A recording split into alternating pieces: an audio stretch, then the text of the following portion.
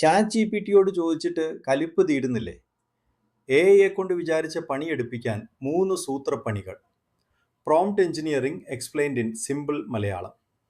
ബ്രൗട്ട് to you by Abilix, AI and digital solutions. ഇന്ന് എല്ലാവരും AI ഉപയോഗിക്കുന്നു.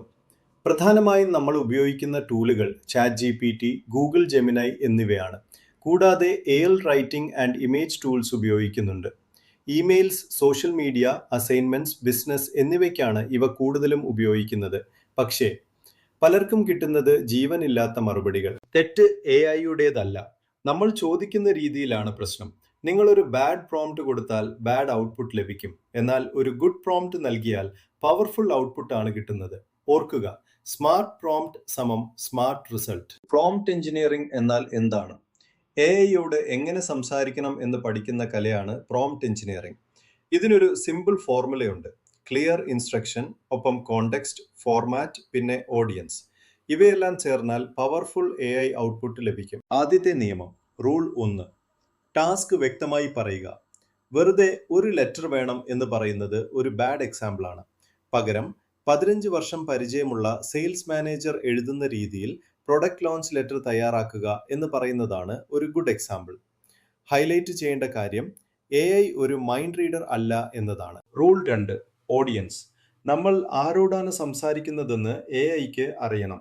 അത് സ്റ്റുഡൻസ് ആണോ, കസ്റ്റമേഴ്സ് ആണോ, അതോ പ്രൊഫഷണൽസ് ആണോ എന്ന് വ്യക്തമാക്കുക.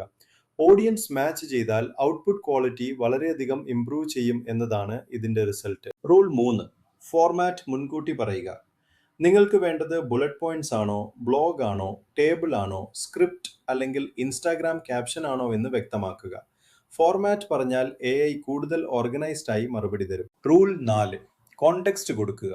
ഉദാഹരണത്തിന്, 2000 രൂപ ബഡ്ജറ്റുള്ള ഫുട്ബോൾ ആൻഡ് സയൻസ് ഇഷ്ടമുള്ള ഒരു 15 വയസ്സുകാരൻ കുട്ടിക്ക് പറ്റിയ ബർത്ത്ഡേ ഗിഫ്റ്റ് ഐഡിയ എന്ന് ചോദിക്കുക.